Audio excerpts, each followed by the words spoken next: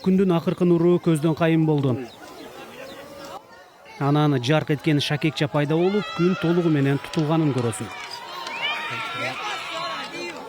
Адатта көздү уялткан күндүн жаркыраган атмосферасы көз жоосун алып 1 же 2 мүнөткө кулпуруп турду. Жакшылап карасак, чет жагынан кызыл жалындарды көрүүгө болот. Булар укмуштуудай чоң ядролук жарылуулар. Алар жердин көлөмүнөн бир нече эсе чоң. Төмөндө болсо адамдардын жүзүндө суктануу, таң калуу жана чыныгы кубаныч. Укмуш болду. Мен биринчи жолу күндүн толук тутулганын көрүп жатам. Мен үчүн астрономиядагы эң керемет учур болуп калды. Жаркыраган шакекченин көрүнүшү, андан соң бүт асмандын нурга бөлөнүшү, муну көрүү чын эле укмуш экен. Сонун болду. Сүрөттөрдөн көргөнгө караганда, аны өз көзүң менен көрүү 100 эсе таасирдүү болот экен.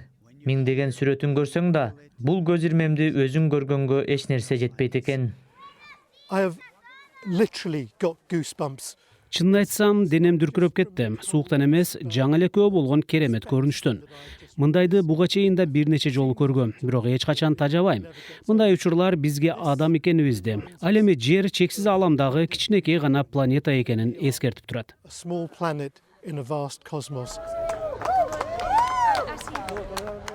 Айдын көлөкөсү Испаниянын түндүгүнөн өтүп, Леон, Бургос, Билбао, Сарагоса жана Валенсия сыяктуу шаарларды камтып, андан кийин Балеар аралдарына жетет. Ал эми бул болсо Айдын көлөкөсүн кубалап бараткан учактан тартылган көрүнүш. Мындай кубулуш, мындай сезимдер аны көргөндөрдүн өмүр бою эсинде калат. Күндүн жарыгы шакекчедей болуп айланага бирдей тарап турду. Биз дал ушуну күткөнбүз. Жөн караганда аны көрбөйсүң. Анткени ички бөлүгү ушунчалык жарык болгондуктан анын көрүнүшүн басып коюшу мүмкүн. Ал кандай башталса ошондой эле аяктайт. Жаркыраган шакекче кайрадан көрүнүп, күндүн толук тутулушу соңуна чыгат. Ай менен күн бири-биринен алыстап өз жолун улайт. Бирок мындай керемет космостук көрүнүштүн таасири ага күбө болгондордун эсинде түбөлүккө калмакчы.